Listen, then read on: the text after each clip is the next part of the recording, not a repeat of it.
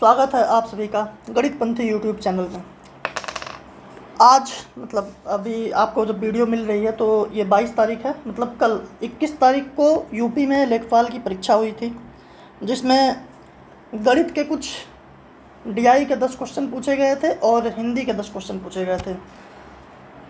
Basically ये गणित का ही चैनल है, मैं गणित ही पढ़ाता भी हूँ, लेकिन आज 10 क्वेश्चन जो हिंदी के आए हैं वो भी मैं बता दूँगा।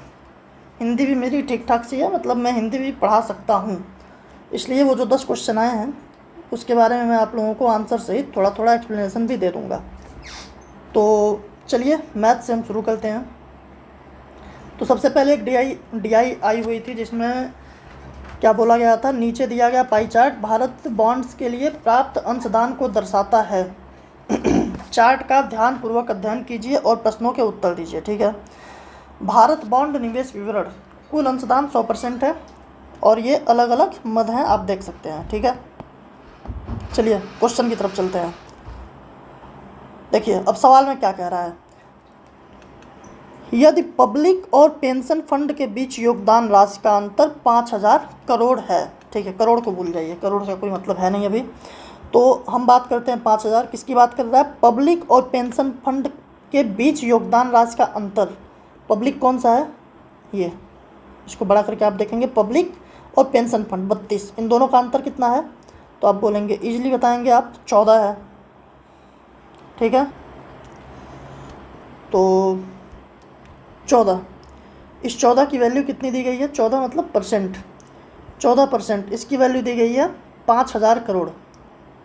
ठीक है, 5000, आपको निकालना कितना है, क्या बोला है ये, भारत बॉन्ड्स के लिए अंशदान की कुल राशि, मतलब आपको निकालना है, टोटल तो आपको पता है 100% होता है, तो आपको निकालना है 100%।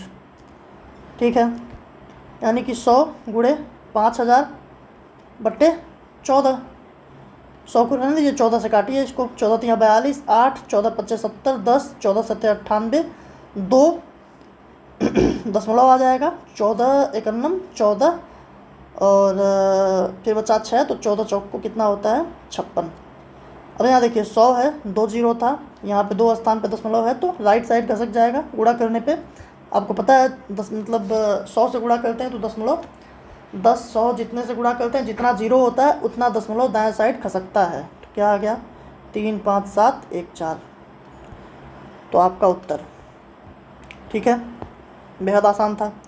इसमें आइए, यदि FII द्वारा कुल योगदान 33,000 करोड़ है, FII कहाँ है, ये है, 11%, मतलब ये बोल रहा है 11 की वैल्यू 33,000, 1 की वैल्यू 3000। ठीक है, अब क्या बोला, NRI और बैंक द्वारा भारत बॉन्ड में अंशदान के लिए दी गई योगदान राशि है।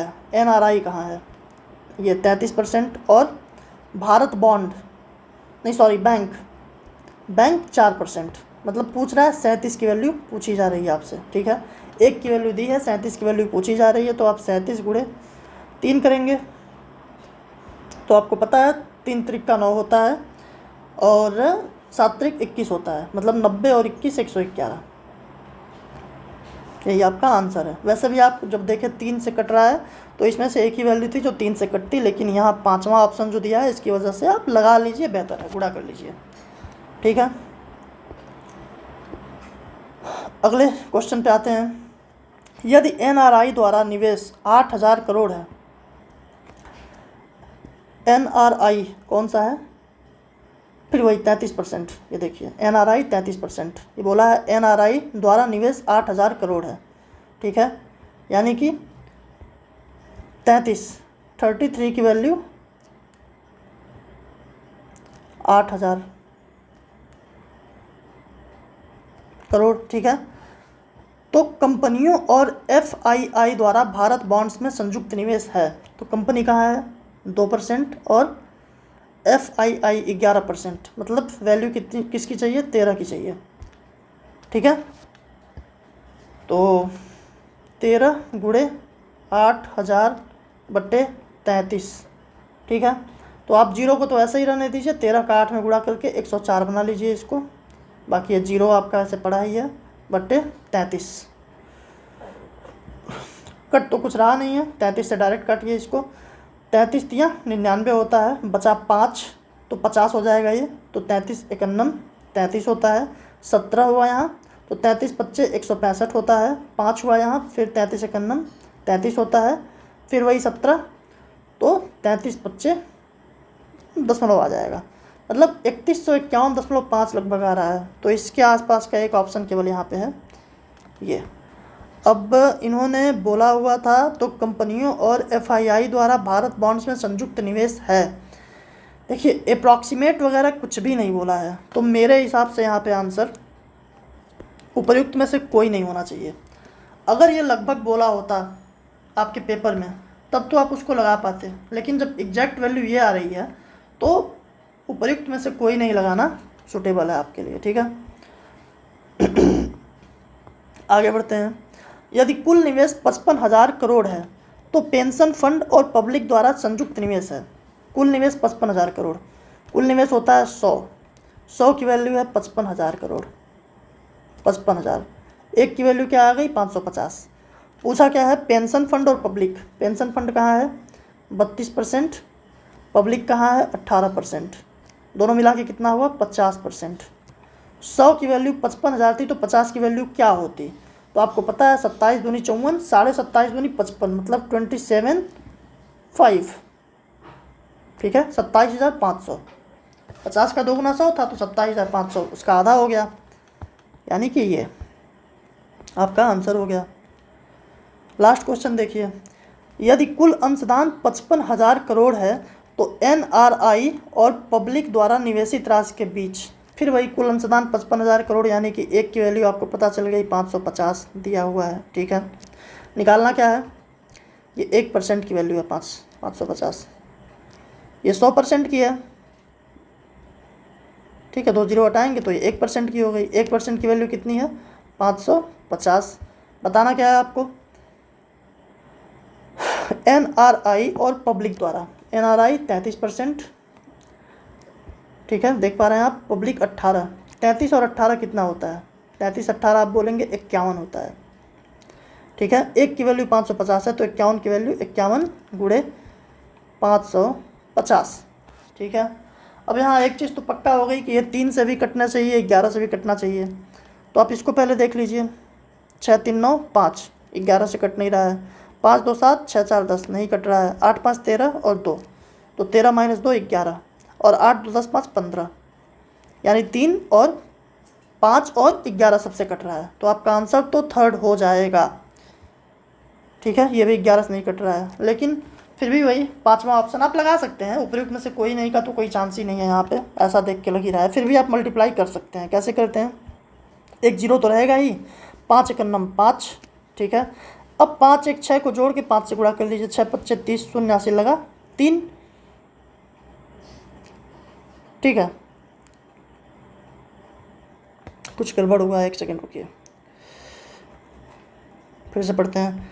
यदि कुल अंशदान 55,000 करोड़ है, ठीक है, तो एक की वैल्यू तो ये 550 तय ही थी, ठीक है। एनआरआई और पब्लिक द्वारा, एनआरआई यही था ना 33% और पब्लिक 18%, 33 और 18। निवेशित राशि के बीच अंतर, सॉरी अंतर बोला था ना, 33 18 का अंतर कितना होता है 15, 15 की वैल्यू पूछनी थी, 15 गुणे 550 करना था, ठीक है। तो बात वही थी, 11 से कटने वाला ऑप्शन यही था, बाकी गुणा आप कर सकते हैं। 15 0 0, 15 5 75, 5 80 लगा 7, 15 5 75 7 82, 8250 करोड़ आंसर आ जाएगा। 11 वाला आप चेक करके लगा सकते थे, 5वां ऑप्शन है, इसलिए थोड़ा कॉन्शियस रहिए, सावधान रहिए। क्या था यहाँ, तालिका पर आधारित प्रश्न, ये तालिका दी हुई थी और ये प्रश्न है, ठीक है। चलिए देखते हैं। नगर F में स्नातकों की संख्या उसी नगर में स्नातकोत्तरों की संख्या से कितने प्रतिशत अधिक है। F स्नातकोत्तर हैं 8,000, स्नातक हैं 10,200, अधिक कितनी है 2,200। आप एक बात बताइए, 8,000 का 2,000 कितना परसेंट होता है, आप बोलेंगे 25%। 8,000 का 1/4 2,000 होता है, 25%। 25% कितना होता है 8,000 का, आप बोलेंगे 2,000, ये 2,200 है, तो 25 से तो ज़्यादा ही होगी, तो ये ऑप्शन तो होगा नहीं, ठीक है। देखिए 2000 25% हो गया और बचा 200, तो 200 8000 का कितना परसेंट होता है? 200 8000 का कितना परसेंट होता है? ये भी आप मुजबानी बता सकते हैं, फिर भी देख लीजिए। 1 2 3 बचा कितना? 8 दूनी 16, 5, 2.5% होता है। तो 25 है, 2.5 है, 27.5। आप निकाल सकते थे, एक बेसिक मेथड आपका ओके है। 2200 8000 का कितना परसेंट है आप बताते, कोई दिक्कत नहीं है। देखिए 8 से काटते इसको, 8 दूनी 16, 6, 8 सत्ते 56, 8 5 40। लेकिन मैं क्या बोल रहा हूँ, ऑब्जर्वेशन से लगा लीजिए ना। 2000 25% के बराबर है तो 200 2.5% के बराबर है, तो 25 2 27.5%, बात खत्म। नगर ए और बी में स्नातकों की कुल संख्या, स्नातकों की संयुक्त संख्या, नगर ए और बी में स्नातकों की संयुक्त संख्या, ए और बी में स्नातकों की संयुक्त संख्या यही होगी ना। 16,500 और 24,000, 24 16 40,500, ठीक है। और ए और ई में स्नातकोत्तरों की संयुक्त संख्या का अनुपात, ए और ई में तो 18 18 36,000 और 450, ठीक है। इसी का अनुपात पूछा हुआ है। क्या हो जाएगा? 0 से 0 कट जाएगा, 5 बट्टे 40, 5 1 5 810, 5 7 35, 1 5 दूनी 10, 4 5 9 45, 9 से कटता है ये, 9 9 81 90, 9 8 72, 9 1 9, 9 दहिया 90, 9 9 81, 10 और 9। ए सी ई और एफ शहरों में कुल मिलाकर स्नातकोत्तरों की औसत संख्या क्या है? ए सी ई और एफ में ए है, सी है, ई है और एफ है, ठीक है। स्नातकोत्तरों की कुल संख्या पूछा है। 18,450 सी में, 16,250 ई में, 18,000 एफ में, इतना। तो सबसे पहले तो 0 ही है, फिर 5 5 10 0 ही है, 4 2 6 और 6, ठीक है। ये हो गया ना, 4 2 6 हो गया। अब 8 8 6 14, 14 और 8, 14 8 22 8 30, 79 लगा 3, 3 1 4, 4 1 5, 5 1 6, यही हुआ। टोटल 4 हैं, 4 से भाग दे दीजिए। 4 1 4, 2 4 5 20, 4 1 4, 2 4 5 20, 0। कुछ है ऐसा या जोड़ने में गलत हो रहा है? रुकिए लिख के जोड़ लेते हैं, फिर से देख लेते हैं इसको। 0 है 0 है 0 है 0 है, तो 0 हो जाएगा। 5 5 10 0 0 0, हासिल लगा 1, 4 1 5 2 7, अच्छा यही गलत हो रहा था, 7 हो गया ये। अब 8 6 14, 14 8 22 8 30, 79 लगा 3, 3 1 4, 4 1 5 1 6 बट्टे टोटल 6 है। औसत निकालना है हमें 6 शहरों का, तो 6 1 6, ठीक है। 0, सॉरी क्या हो रहा है, ये 6 नहीं 5 था ना, 4 था ना, 4 शहर के बोला। 4 1 4, 2 4 5 20, 4 1 4, 3 4 7 28, 2 4 5 20, 15,175, ठीक है। चलिए अगले क्वेश्चन पे आते हैं। ए डी और एफ में मिलाकर स्नातकों और स्नातकोत्तरों की कुल संख्या कितनी है? ए डी एफ, स्नातकों और स्नातकोत्तरों की कुल संख्या कितनी है? तो ठीक है, क्या क्या बोला है? A D F. तो आप सबसे पहले इन्हीं का सम कर लीजिए। ए में स्नातक स्नातकोत्तर कितने हो जाएंगे? 16,000 18,000। देखिए ऐसे लिख के करने से अच्छा है ऐसे डायरेक्ट कीजिए। 16 18 कितना होता है? 34, 34,000, 5 4 9, 950, ठीक है। डी में 15,000 10,000 मतलब 25,000, और 5 1 650, 25,650, ठीक है। एफ में 10,000 8,000 18,200, ठीक है। टोटल संख्या पूछा है, टोटल संख्या, तो यहाँ से 0 हो ही गया, 5 5 10 0 हो गया, 9 1 10, 6 16, 2 18 को 8, हासिल लगा 1, आंसर हो जाएगा यही। लगा लीजिए फिर भी। 4 1 5, 5 10 8 18 को 8, हासिल लगा 1, 3 1 4, 2 6 1 7, ठीक है, ख़त्म। लास्ट क्वेश्चन, सभी नगरों में स्नातकों और स्नातकोत्तरों की कुल संख्या में कितना अंतर है? सभी नगरों में स्नातकों और स्नातकोत्तरों की कुल संख्या में कितना अंतर है? ठीक है, तो फिर से सबको जोड़ना पड़ेगा। देखिए, इसमें आप दोनों तरह से कर सकते हैं। एक तो टोटल का सम निकाल सकते हैं, पहले वैसे कर लेते हैं। क्या होगा, 0 0 हो गया, 0 5 5 10, 0 हासिल लगा 1, ठीक है, 5 1 6, 2 8, 1 9, 2 11, 2 13 को 3 हासिल लगा 1, 6 1 7, 4 11, 5 16, 2 18, 8 हासिल लगा 1, 1 2, 2 4, 2 6, 1 7, 2 9, 1 10, ठीक है। ये 0 5 5 10, 0 हासिल लगा 1, 4 1 5, 2 7, 5 12, 2 हासिल लगा 1, 8 1 9, 9 6 15, 15 8, 23, 23 8, 31 को 1 हासिल लगा 3, 1 4, 2 6, 7 8 9, ठीक है। अंतर निकाल सकते हैं, 91 है, 200 है, मतलब 0 0, 3 में से 2 गया 1, 8 में से 1 गया 7, 10 में से 9 गया 1, ठीक है, 17,100। एक तरीका ये था।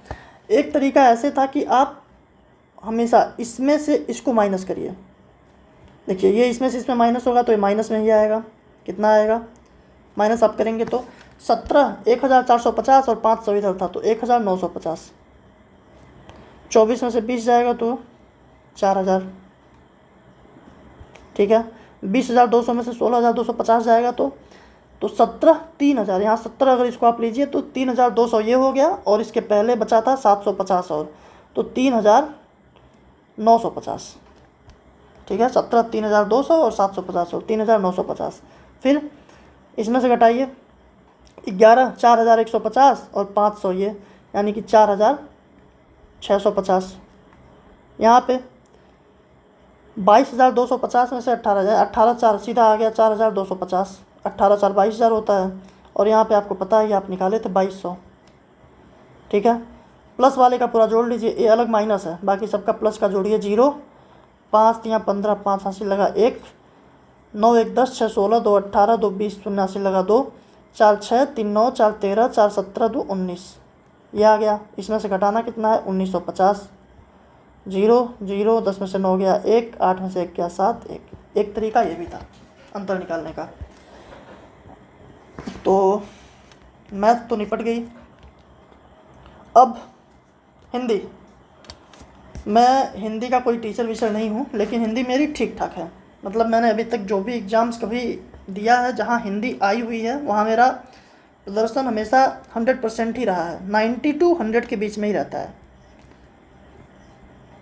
कभी समय मिलेगा तो आप लोगों को कुछ कॉन्सेप्ट भी बताऊंगा मैं हिंदी में, जो बहुत आसान बनाता है हर एक टॉपिक को। फ़िलहाल तो बस इसमें जो क्वेश्चंस आए हैं उसके बारे में बात करते हैं।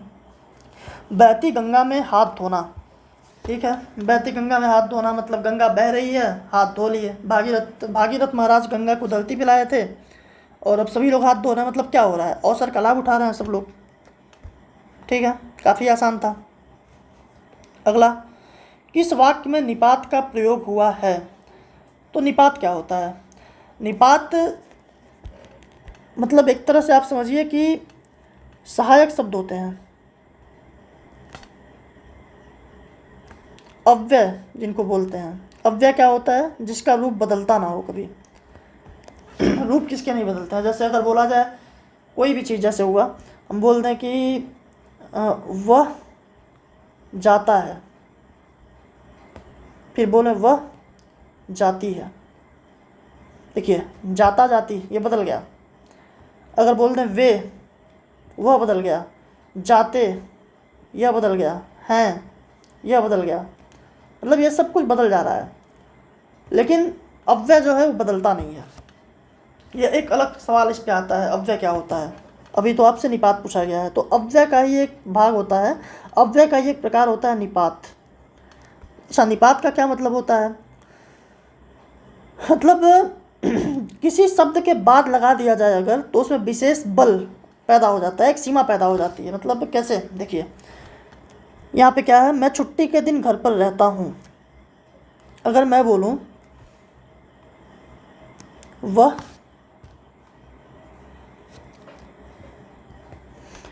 आज, एक सेकंड, वह आज अपना काम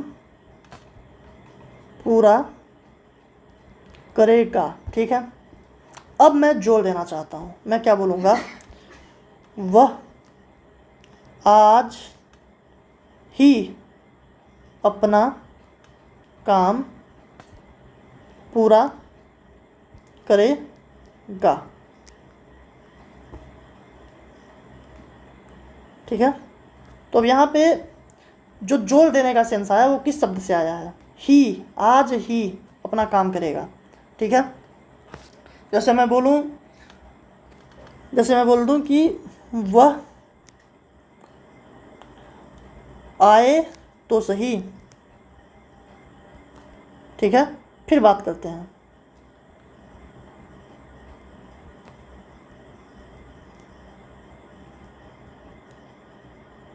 ठीक है, मतलब क्या बोलते हैं यहाँ पे, देखिए निश्चय था, ये ही जो था ना वो क्या बता रहा था, निश्चय। ठीक है, निश्चय या बल, जो भी आप कहिए। यहाँ जो तो आया हुआ है, ये तो क्या बता रहा है, तो मतलब बोलते हैं ताकीद, एक शब्द होता है ताकीद, या बल ही बोलिए इसको भी। ठीक है, सबका अपना अपना एक प्रकार है। जैसे ही भी निपात है, निश्चय, यहाँ निश्चय साबित हो रहा है कि वह आज ही अपना काम करेगा। यहाँ वह आए तो सही, फिर बात करते हैं हमें, तो जो है वो ताकीद कर रहा है, बल लगा रहा है। एक और अगर हम उदाहरण लेते हैं तो मान लीजिए कि आप जब किसी से बात करते हैं और तारीफ़ करते जा रहे हैं, तो सामने वाला क्या आपसे बोलता है, वो क्या बोलता है, तुमने तो मुझे देखा तक नहीं है। ठीक है, तक, ये क्या है, ये सीमा है, सीमा या आश्चर्य, ये सब अलग अलग निपात के प्रकार हैं, आप समझिए। ठीक है, जैसे हम बोल रहे हैं मुझे मात्र 5 मिनट ही चाहिए। ठीक है, तो यहाँ जो मात्र है, ये मात्र क्या है, ये भी आपका सीमा ही निर्धारित कर रहा है, केवल, समझ रहे हैं। तो ये होता है निपात। अगर हम बोल दें मुझे, आप यहाँ बता रहे थे ना उसे, तुमने, मतलब जब उसने बोला तुमने तो मुझे देखा तक नहीं है, तो आप क्या बता रहे थे, मुझे आज रात भर नींद नहीं आई। भर, ये भी निपात है, यहाँ क्या है, पूर्णता, व्यापकता बता रहा है ये। ठीक है, तो इसमें कौन सा शब्द ऐसा है, यहाँ पे आप कहेंगे आप भी आइएगा। ठीक है, भी एक निपात, यहाँ पे निपात का काम कर रहा है भी।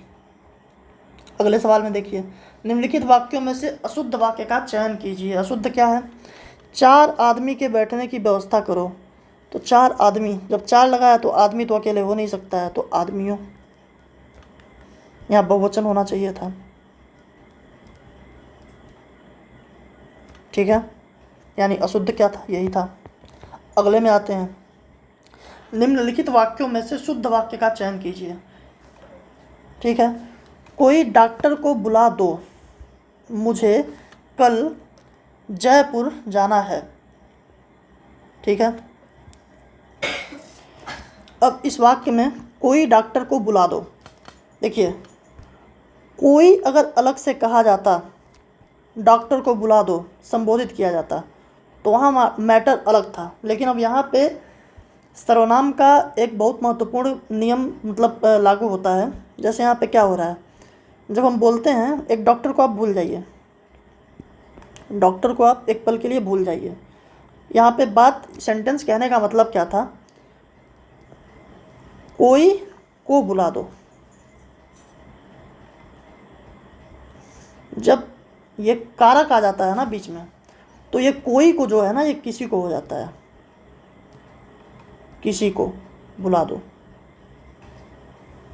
अब यहाँ आप लगा के देखिए, किसी डॉक्टर को बुला दो।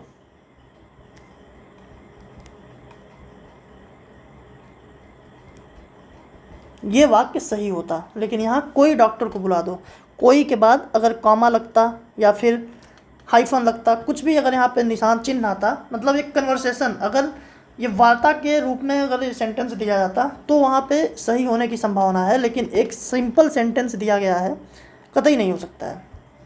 तो किसी डॉक्टर को बुला दो हो सकता था, तो ये गलत है। मुझे कल जयपुर जाना है, ये पूरी तरह से सही है। मुझे कल जयपुर जाना है, अगर ऐसा लिख देता मेरे को कल जयपुर जाना है तो गलत हो जाता। मानस के, इसमें वर्तनी संबंधी त्रुटि थी, रचयिता को रचयिता लिख दिया है। सुदामा कृष्ण के परम मित्र थे, देखिए सुदामा कृष्ण के परम मित्र थे, ठीक है। तो यहाँ पर भी हम अगर त्रुटि देखें तो कुछ खास ऐसे दिख नहीं रहा है। देखिए पहली चीज़ तो सुदामा कृष्ण के परम मित्र थे, अगर हम थोड़ा पंक्चुएशन और चिन्ह के माध्यम से देखेंगे तो कॉमा होना चाहिए मेरे हिसाब से। बाकी परम मित्र, परम मित्र नहीं, जो ये मित्र के साथ जो ये फ्रेज बनता है ना, मतलब जो हिंदी का वाक्यांश बनता है वो घनिष्ठ मित्र बनता है, घनिष्ठ मित्र का, इसके लिए गलत होगा। मुझे कल जयपुर जाना है, ये बिल्कुल सही है, इसमें कोई गलती नहीं है। अब मैं आपको सोर्स भी बता सकता हूँ जहाँ से ये पूरे आपके त्रुटि वाले सारे सेंटेंस उठाए गए हैं। बताऊँ? क्लास 9 हिंदी व्याकरण, आप कहें तो मैं दिखा भी दूंगा, दिखा दूँ? दिखाता हूँ, एक देखिए, class 9 chapter 14 Hindi grammar class 9। अब इसमें मैं दिखाता हूँ कहाँ से पूछा गया था। देखिए आपका सेंटेंस,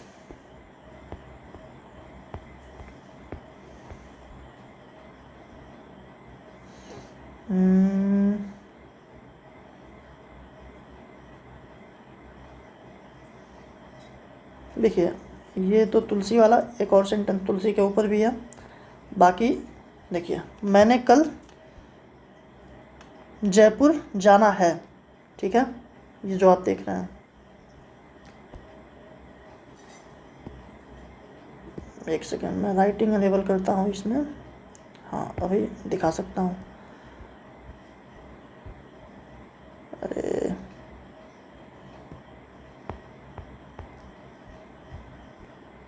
ठीक है, देखिए मैंने कल जयपुर जाना है, मुझे कल जयपुर जाना है, यही शुद्ध है, शुद्ध वाक्य, ठीक है। ये आपको मैंने पहला दिखाया, बाकी और भी दिखाता हूँ जो यहीं से पूछे गए थे सेंटेंस।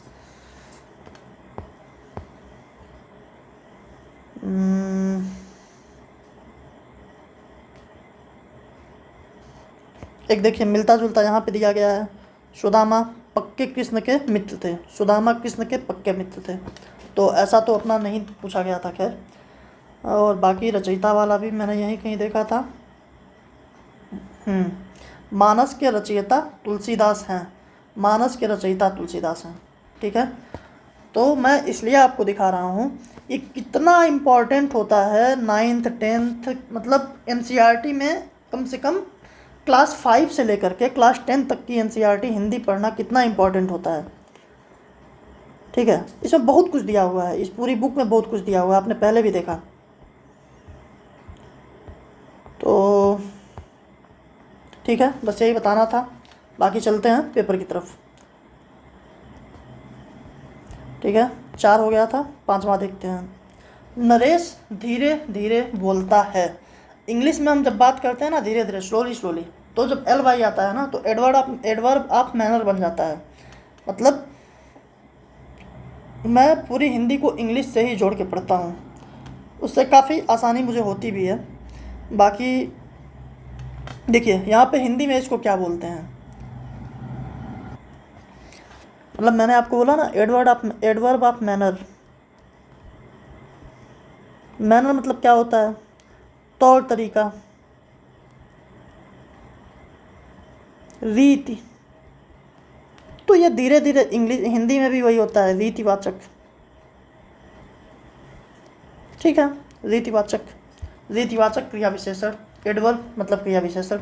अगर आप इंग्लिश या हिंदी दोनों में से कोई एक लैंग्वेज अच्छी कर लीजिए तो दूसरी को आप पकड़ सकते हैं थोड़ा थोड़ा मिला करके। मैं CGL का एस्पिरेंट हूँ, CGL में सेलेक्टेड हूँ, मुझे इंग्लिश आती है, बेहतर आती है, लेकिन हिंदी को मैंने उससे जब जोड़ा तो मुझे पता चला हिंदी भी उतनी ही आसान हो गई। अब सिंह शब्द का पर्यायवाची, ठीक है, एक और बात है ये। सिंह शब्द का केसरी आप सबको पता ही था पहले से। शार्दुल ठाकुर जो क्रिकेट खेलता है, शार्दुल का मतलब भी आप जानते हैं, यही होता है। गयंद, गयंद क्या होता है, गयंद का मतलब होता है गज, ठीक है, हाथी। ठीक है, हाथी के और कौन कौन से पर्यायवाची होते हैं, हस्ती, ठीक है, कुंजर, ठीक है, दंती, करी, मतंग। बोलते हैं ना हाथी जैसे मात गए झूम के चल रहे हैं, तो ऐसे याद करिए, मतंग, विटप, और एक और होता है सिंदूर, सिंदूर, सिंदूर, सिंदूर। ठीक है, इतने सारे हाथी के हो जाते हैं पर्यायवाची। ठीक है, शेर के आपको कितना कितना याद है, केसरी शार्दुल यहाँ दिया ही है, केहरी भी होता है, सिंह का केहरी। ठीक है, व्याघ्र बहुत फेमस है, व्याघ्र असल में बाघ से होता है लेकिन शेर में भी लिख ही देते हैं। मृगराज, जो हिरण के ऊपर राज करे वो शेर है, हिरण को खा जाता है। ठीक है, इतना सारा हम शेर के लिए बोल पाते हैं। और एक नखायुध बोलते हैं, लेकिन मेरे हिसाब से नखायुध बाकी जानवरों को भी बोलते हैं, तो इतना याद रख सकते हैं। ठीक है, झरना का पर्यायवाची नहीं है। प्रपात, जलप्रपात आपको याद ही है, ठीक है, सबसे ऊंचा जलप्रपात, ये सब चीज़ें आप लोग पढ़ते ही रहते हैं। बाकी वारी, आपको याद है, वारी में जब ज लगाते हैं, वारी में जब द लगाते हैं, तो जब ज लगाते हैं तो क्या हो जाता है, जो इसमें जन्म लेता है, मतलब वारी क्या है, पानी, पानी में जन्म लेने वाला कमल। द लगाते हैं तो पानी देने वाला बादल। तो वारी सबको याद ही था, तो वारी पानी का पर्यायवाची होता है। ठीक है, झरना का पर्यायवाची होता नहीं है। बाकी निर्झर, सोता, प्रपात, ये तीनों झरना के ही पर्यायवाची हैं। नमस्ते का सही संधि विच्छेद, देखिए नमस्ते जो है ना, मैं बार बार कहता हूँ, संधि विच्छेद और संधियों में आपको हमेशा उदाहरण ही याद करने चाहिए।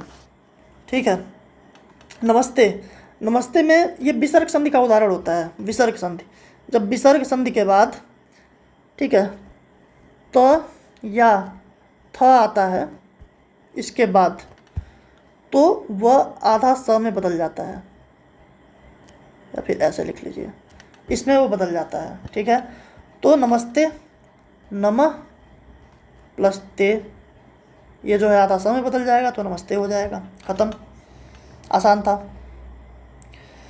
कौन सा विलोम शब्द युग्म सही नहीं है, विलोम शब्द, बंधन, मुक्ति, पक्का सही है।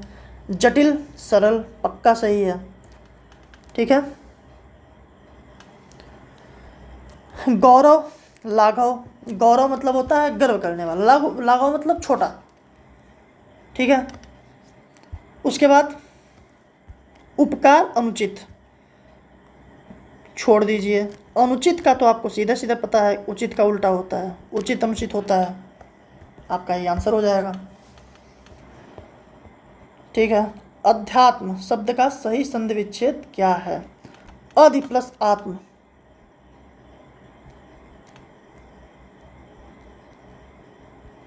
ये हो गया आध्यात्म। ठीक है, ये कौन सी संधि हो गई? बता सकते हैं?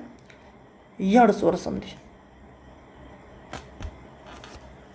संधियां, जो स्वर संधि है बहुत आसान होती है। स्वर संधि की शुरुआत कहाँ से करते हैं? दीर्घ से करते हैं।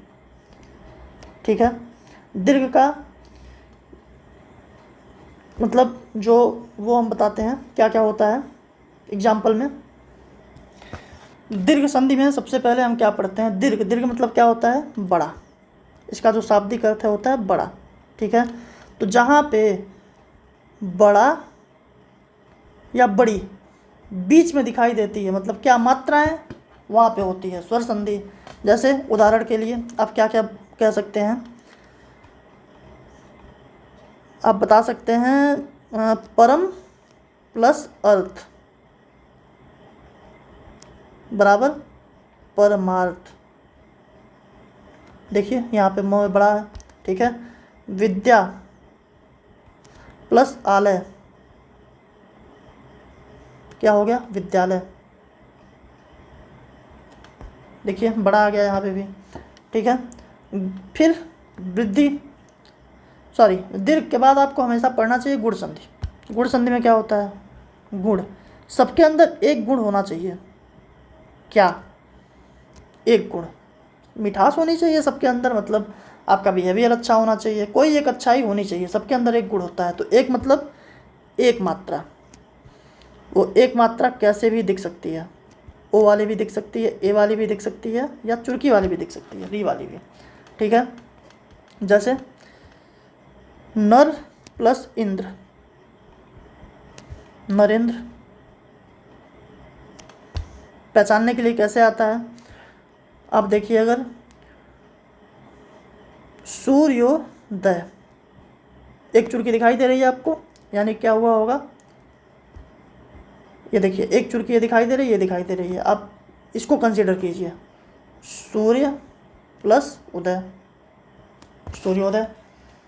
अ और उ मिल करके ओ बन गया, एक मात्रा। ठीक है, महा प्लस इंद्र, अगर महेंद्र लिखा है तो महेंद्र, एक चुरकी दिखाई दी, आप समझ गए गुण संधि है। ठीक है, ऐसे ही मैं आपसे कहूँ देवर्षि, एक चुरकी दिखाई दी, आप समझ जाइए गुण संधि है। ठीक है, महोत्सव, फिर से वही एक चुरकी दिखाई दी, समझ जाइए गुण संधि है। गुण में अब वृद्धि करनी चाहिए। एक गुण लेके आप कब तक जिएंगे? तो वृद्धि संधि हो जाती है। वृद्धि, वृद्धि में क्या होगा? ये 2 हो जाएगा, ये वाला 2 हो जाएगा। ठीक है, ऐसा जब आपको दिखता है तो वृद्धि संधि है। तो वृद्धि संधि के उदाहरण क्या हो सकते हैं? सदैव अगर लिखा हुआ है तो आपको 2 चुरकी दिखाई दी, आप समझ जाइए वृद्धि संधि है। सदा प्लस एव, सदैव। एक एक, एक, ठीक है, प्लस एक, एक एक, 2 चुरकी दिखाई दी। तो जहाँ आपको 2 चुरकी दिखाई दी वहाँ वृद्धि हो गई। गुण में एक की वृद्धि हो गई तो वो बन गया। इसके बाद सबसे आसान आ जाता है यण संधि। यण संधि में क्या होता है? यण संधि में एकदम तय है पहले से। क्या तय है? मतलब कि आप ऐसे समझ लीजिए, यण में य बनता है, व बनता है और री बनता है। ठीक है, री बनता है। ये 3 चीज़ कैसे कैसे बनता है? य मतलब आप ऐसे समझिए, जब आपको इन तीनों में कुछ आधा लगा दिखाई दे तो आप समझ जाइए कि वहाँ पे यण संधि का प्रयोग हुआ है। जैसे इत्यादि, आपको पता है य में आधा त लगा है, आप तुरंत समझ जाइए यहाँ पे यण संधि होगी। ठीक है, हर जगह मतलब आपको ऑब्जर्व करना है। न्यून, य में आधा न लगा है, क्या होता है? नी प्लस ऊन, ठीक है। या फिर ऐसे समझिए, अगर हम बोलें अन्वेषण,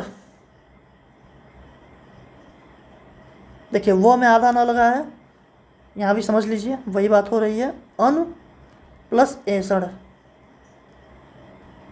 ठीक है, तो ये कुछ लक्षण होते हैं जिससे आप देखते ही आंसर लगा देंगे।